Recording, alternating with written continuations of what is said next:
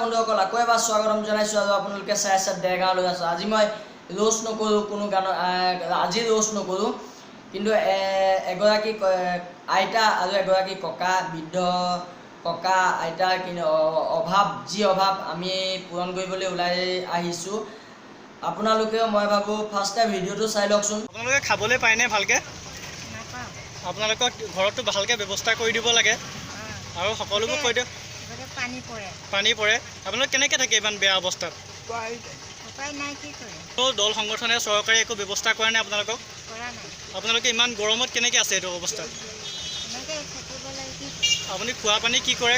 পানী ক'ব পায়? পানী চানী ব্যৱস্থা নাই, খাবলৈ নাই। আপোনালোক সকলোকে অনুৰোধ কৰক যাতে আপোনালোকক কিবা দিব পাৰে, ভালকৈ ব্যৱস্থাটো কৰি দিব লাগে। আপোনালোকে অনুৰোধ কৰক, এবাৰ কৈ দিয়ক যাতে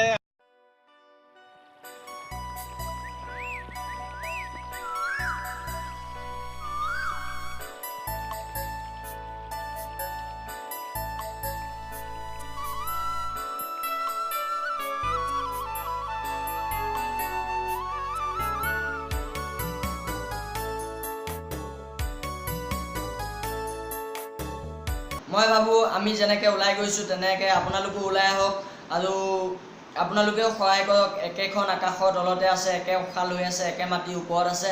আপোনালোকো ওলাই আহক, এই ককা আইতাক আপোনালোকেও সহায়ৰ হাত আগবঢ়াওক। আৰু কোনোবাই যদি দূৰণিত থাকি যদি সহায় কৰিম বুলি ভাবিছে তেতিয়াহ'লে ডিছক্ৰিপশ্যনত মোৰ নাম্বাৰটো দিয়া আছে, মোক কল কৰিব পাৰে। আৰু যদি কোনোবাই যদি এনেকৈ ক'ৰবাত আছে এনেকুৱা সহায় নোপোৱা তেতিয়াহ'লে আমাক কল কৰিব পাৰে সেই একেটা নাম্বাৰতে। আৰু কি ক'ম, মই আপোনালোকো ওলাই আহক, সহায় কৰক আৰু ভিডিঅ'টো চাওক। নমস্কাৰ বন্ধুসকল, আকৌ এবাৰ স্বাগতম জনাইছোঁ মোৰ চেনেললৈ আৰু আপোনালোকে চাই আছে দেৰগাঁৱলৈ। আজি মই ৰোষ্টিং বা গানৰ ওপৰত নহয়, মই ইয়াত আহিছোঁ।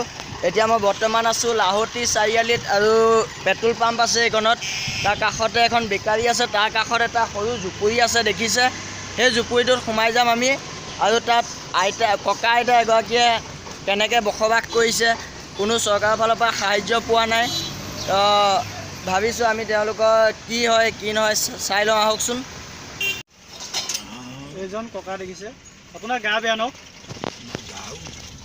এজন ককা গা বেয়া। আপোনালোক ইয়াত কিমান দিনৰ পৰা আছে?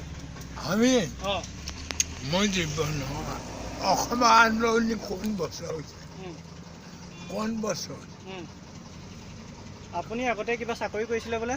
কি আমাৰ বিহু মাতি আছে, পুলিচ যায় হাম, পুলিচ আৰ্মি মিলতা, রেলভাই মিলতা। What is it? আপনি কোন কোন হাই অফ ইমেল 55 গোলাপ কেসা না 55 গোলাঘাট কেসা পুলিশ আর্মি আছে, রেল ভাই আছে,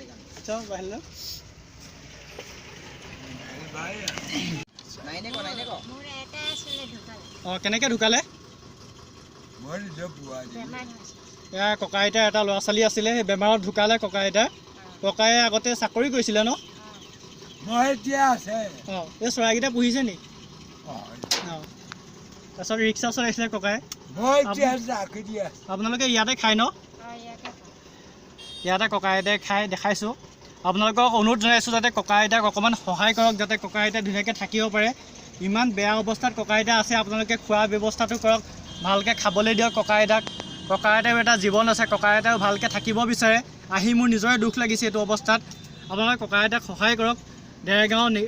দেৰগাঁও এইটো লাহতিৰ বেকাৰীখনৰ ওচৰত তেখেতৰ সৰু এটা জুপুৰিত তেখেতে বাসস্থান কৰে। বহুত বছৰৰ পৰা এনেকৈ আছে ককা আইতা। তেখেতক আপোনালোকে সহায় কৰক যাতে ভালকৈ থাকিব পাৰে ককা আইতা। আজি আহি বহুত দুখ লাগিছে।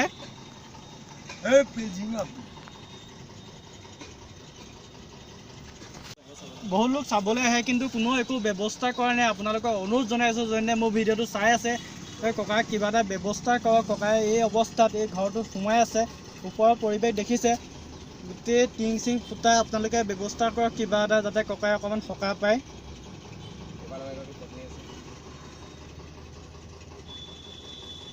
চাওক ককা চাই দিয়ক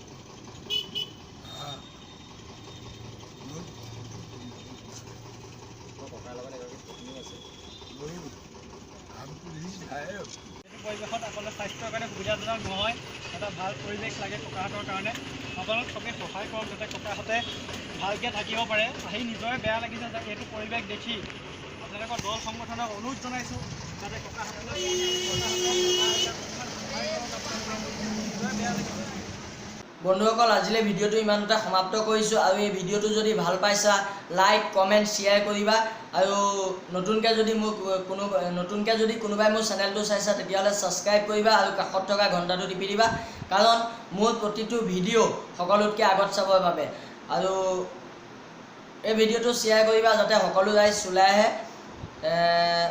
আজিলৈ বাই গুড বাই ভগৱান